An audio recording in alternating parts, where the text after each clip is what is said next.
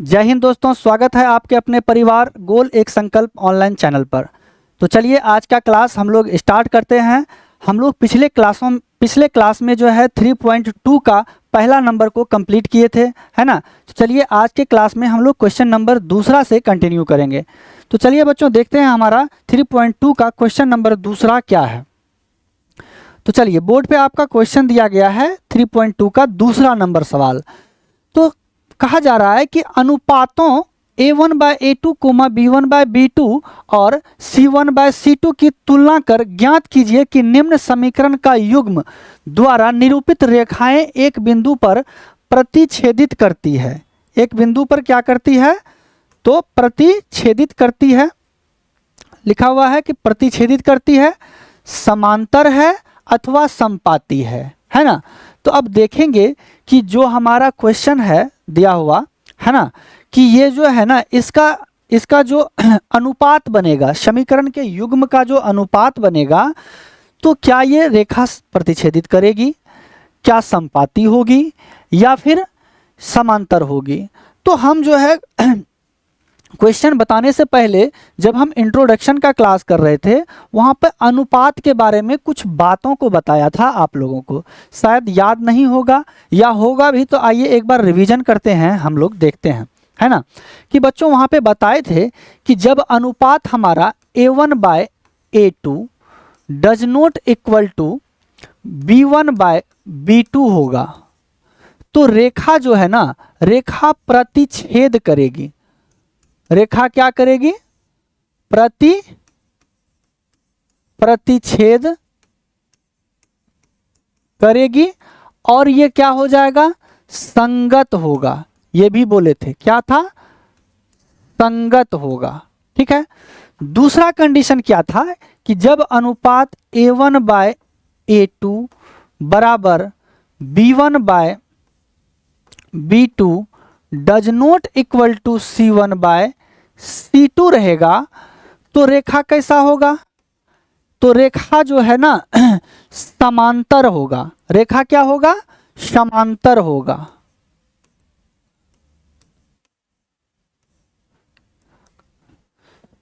Sorry, रेखा क्या हो जाएगा? समांतर।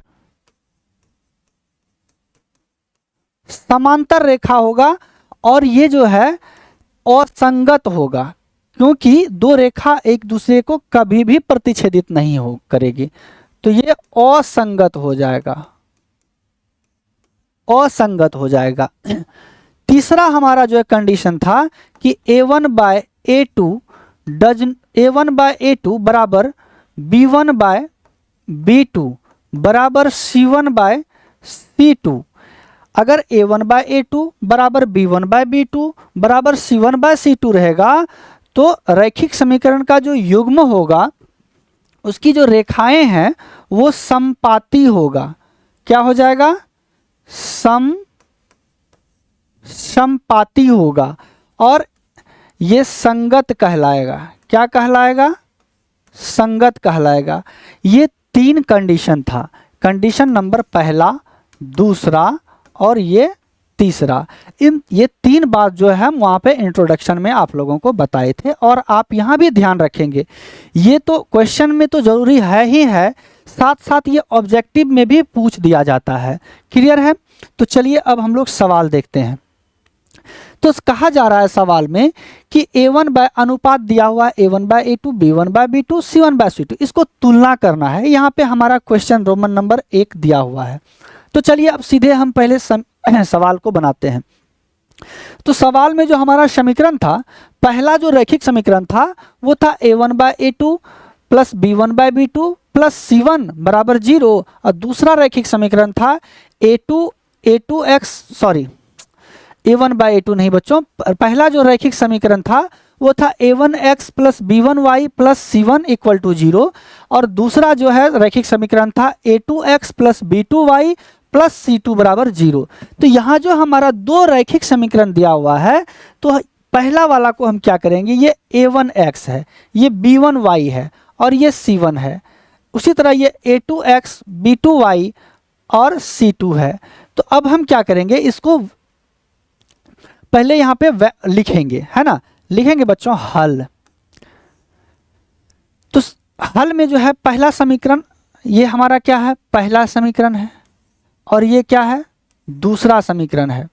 तो समीकरण 1 से लिखेंगे, समीकरण 1 से, समीकरण 1 मेरा क्या है, तो 5x माइनस 4y अब प्लस 8 बराबर 0। तो इसको हम a1 बराबर हो जाएगा इसमें मेरा क्या, 5, a2 बराबर क्या हो जाएगा, जल्दी से बताइए। a1 बराबर 5 हो गया, सॉरी, b1 बराबर क्या हो जाएगा, b1 बराबर हो जाएगा -4, और c1 बराबर क्या हो जाएगा, तो 8 हो जाएगा। ठीक है, उसी तरह हम क्या करेंगे, दूसरा समीकरण का भी हम क्या करेंगे, निकाल लेंगे। समीकरण 2 से लिखेंगे, समीकरण 2 से, या यहीं पे हम लोग क्या करते हैं, इसको लिख लेते हैं, है ना, यहीं पे लिख लेते हैं। समीकरण 2 से, चलिए यहीं पे लिखते हैं, समीकरण 2 से। समीकरण 2 मेरा क्या है, 7x प्लस 6y माइनस 9 बराबर 0। तो इसमें दूसरा है तो a2 हो जाएगा, a2 बराबर 7, b2 बराबर हो जाएगा 6, और c2 बराबर हो जाएगा -9, है ना। तो हम यहाँ से a1 b1 c1 और a2 b2 c2 का वैल्यू देखा, है ना। अब चलिए इसको अनुपात में हम लोग डालते हैं, है ना। किस में डालेंगे, अनुपात में। अनुपात में कैसे डालेंगे, तो सबसे पहले हम अनुपात में लिखेंगे अब a1 बाय a2। तो चलिए देखते हैं a1 का मान क्या है। a1 का मान है 5 और a2 का मान है 7। तो यहाँ पे हम लोग लिख देंगे a1 का मान 5 और a2 का मान 7, और देख रहे हैं कि ये कोई कटने वाला भी नहीं है, तो इसको ऐसे ही छोड़ देंगे। उसी तरह हम b1 बाय b2 लिखेंगे। अब बराबर, अब देखेंगे कि b1 का मान है यहाँ पे -4 और b2 का मान है 6। b1 का मान है -4, तो लिखेंगे -4, b2 का मान है 6। यहाँ से बच्चों ये कट भी जाएगा, 2 से 2 दूनी 4, 2 तिया 6, यानी -2/3 हो गया। अब आप जो है c1 बाय c2 का भी मान निकाल लीजिए। तो यहाँ से c1 का मान है 8 और c2 का मान है -9। c1 का मान है 8, c2 का मान है 9। तो अब आप इसे तुलना कीजिए, है ना। यहाँ पे देख रहे हैं कि a1 बाय a2 और का मान जो है और b1 बाय b2 का मान जो है दोनों अलग अलग है ना।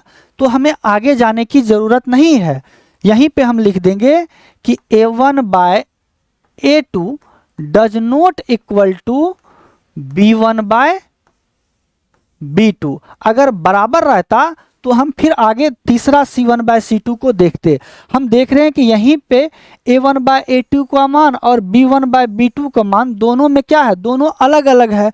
तो हम लिख दिए कि a1 by a2 does not equal to b1 by b2। Does not equal to का मतलब होता है कि बराबर नहीं है ना। जब बराबर नहीं होगा तो इसके लिए कैसा हमारा जो है होगा, तो अभी जस्ट हम जो है कि आप लोगों को बताए हैं यहाँ पे, अभी जस्ट आप लोगों को यहाँ पे बताया गया है कि जब, है ना, जब हमारा अनुपात कैसा रहेगा, a1 by a2 does not equal to b1 by b2 रहेगा, तो क्या होगा, प्रतिच्छेद करेगी, है ना। तो क्वेश्चन में भी आपका यहाँ पे कहा जा रहा है ना, क्वेश्चन में भी आपका यहाँ पे कहा जा रहा है कि तुलना कर, है ना, तुलना किए तो आया a1 by a2 does not equal to b1 by b2। तो समीकरण का युग्म जो होगा एक बिंदु पर प्रतिच्छेद करती है कि समांतर होगी कि समपाती होगी। अब आप ही लोग बताइए कि जब a1 by a2 does not equal to b1 by b2 होगा तो क्या होगा कि एक बिंदु पर क्या हो जाएगा, एक बिंदु पर प्रतिच्छेद करेगी। क्या हो जाएगा यहाँ पे बच्चों, एक बिंदु पर प्रतिच्छेद करेगी। तो यहाँ पे हम लोग लिख देंगे कि अतः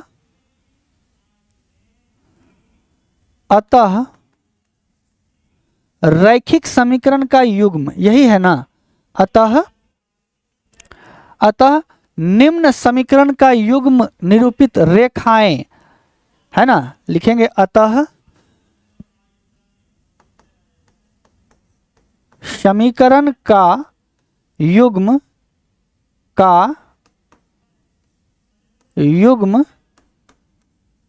एक बिंदु पर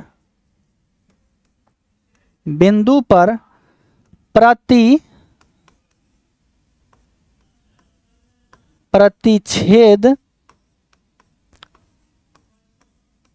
करेगी, है ना। ये हमारा आंसर हो जाएगा। ठीक है, क्यों? क्योंकि समीकरण का तुलना किए देखे तो a1/a2 does not equal to b1/b2 आया। ठीक है, चलिए उसी तरह हम जो है कि अब क्वेश्चन नंबर देखते हैं दूसरा, है ना, रोमन नंबर दूसरा। तो रोमन नंबर दूसरा में हमारा सवाल है यहाँ पे कि पहला जो है रैखिक समीकरण है कि 9x + 3y + 12 यानी कि 9x + 3y + 12 = 0, है ना। और दूसरा जो है रैखिक समीकरण है इसी में 18x + 6y + 24 = 0। तो चलिए अब इसका हम लोग तुलना करते हैं। लिखेंगे यहाँ पे हल। क्या लिखेंगे बच्चों? हल। ठीक है, हल लिखेंगे समीकरण एक से। समीकरण एक मेरा क्या है ना, पहला वाला देखिए 9x + 3y + 12 = 0। तो ये पहला रैखिक समीकरण है, इसलिए हम इसको मानेंगे a1 = 9, b1 = 3 और c1 = 12। ठीक है, उसी तरह बच्चों हम यहाँ पे समीकरण दूसरा का भी निकाल लेंगे। समीकरण 2 से, समीकरण दूसरा मेरा क्या है जल्दी से बताइए? 18x, है ना। समीकरण दूसरा क्या है? तो 18x + 6y + 24 = 0।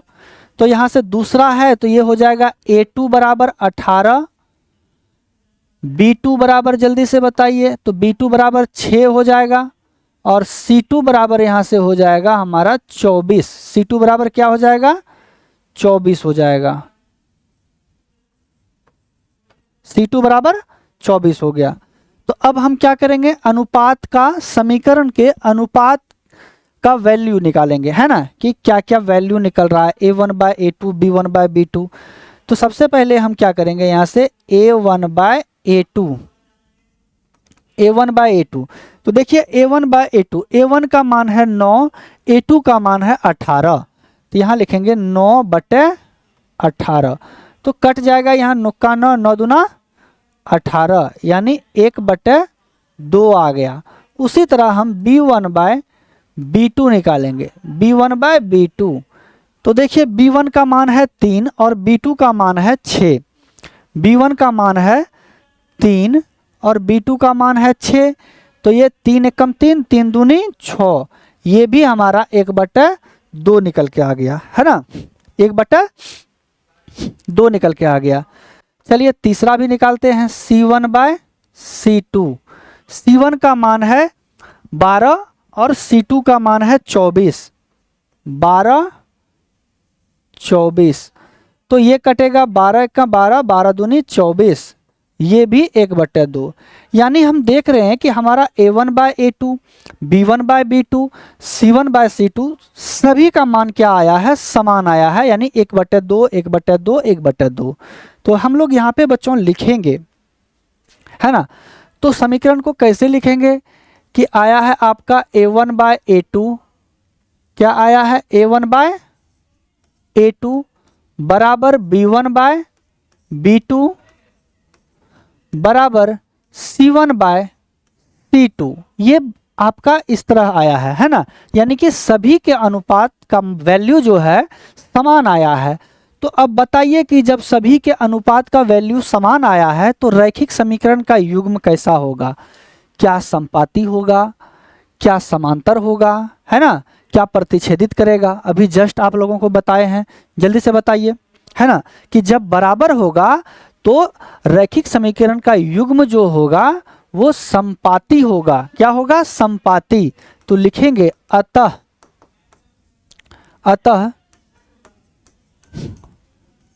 समीकरण का युग्म, समीकरण का युग्म क्या होगा? समपाती।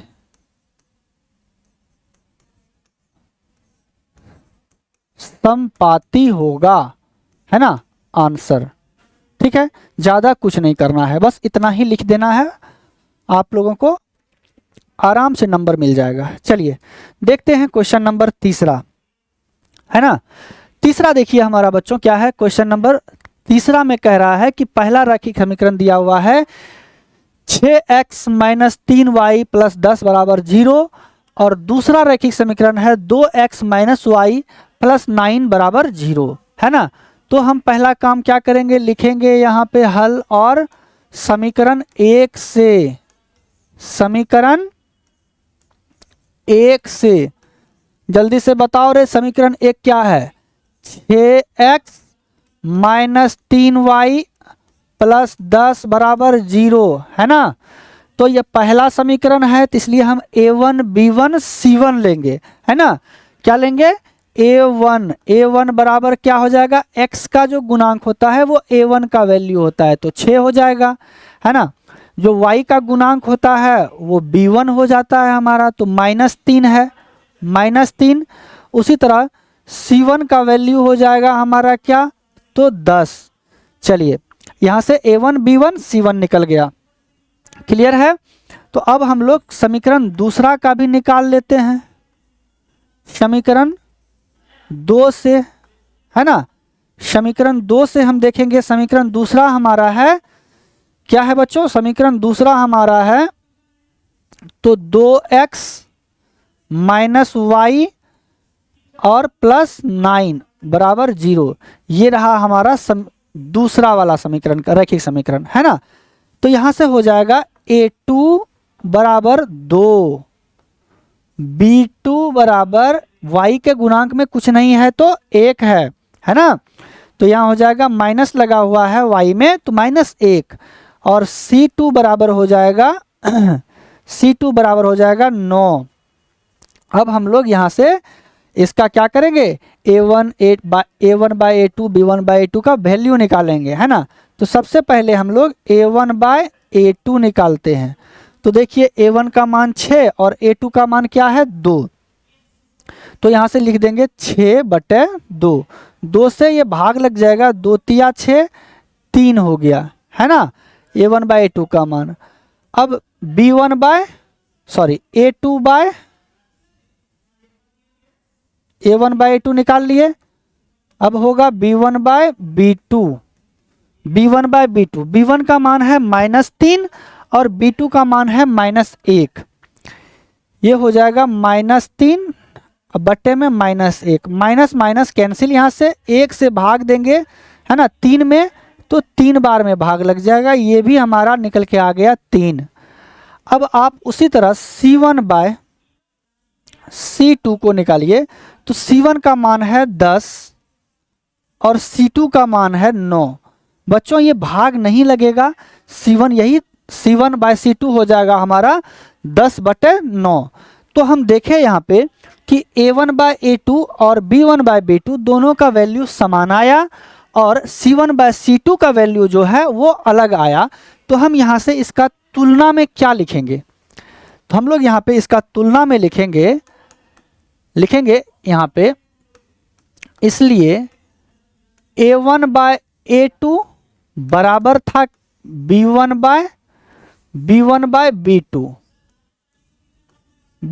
b2, और ये जो c1 बाय c2 का जो वैल्यू था, c1 बाय c2 का वैल्यू जो था ये क्या था? अलग था, इसलिए इसको कर देंगे हम लोग डज नॉट इक्वल टू, है ना। क्योंकि देखें कि a1 बाय a2 का मान था, निकला कितना? जल्दी से बताइए a1 बाय a2 का मान 3 और b1 बाय b2 का मान भी निकला 3, लेकिन c1 बाय c2 का मान 10/9 आया, है ना।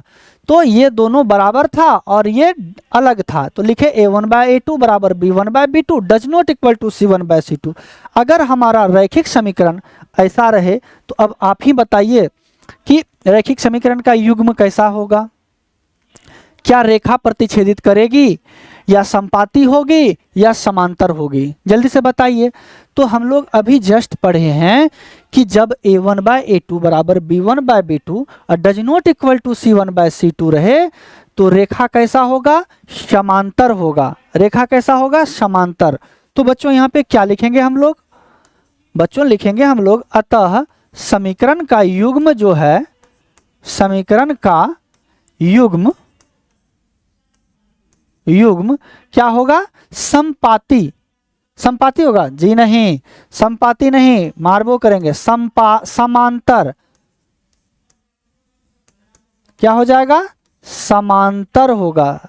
युग्म समांतर होगा या समांतर है ना, समांतर है आंसर। ठीक है, ये लिख देंगे, युग्म क्या है, समांतर है। समीकरण का युग्म क्या है, समांतर है, अनुस्वार है यहाँ पे। ठीक है, चलिए ये हमारा था क्वेश्चन नंबर दूसरा का, है ना।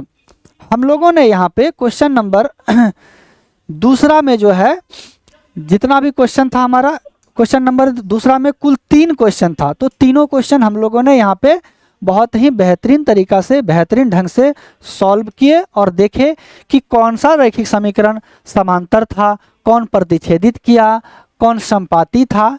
इस बातों को हम लोग जाने इस क्लास में। ठीक है, तो चलिए नेक्स्ट क्लास में देखेंगे हम लोग नेक्स्ट क्वेश्चन से। तब तक के लिए बच्चों सभी को जय हिंद। पढ़िए अपने घर में अच्छे से मन लगा के तब तक।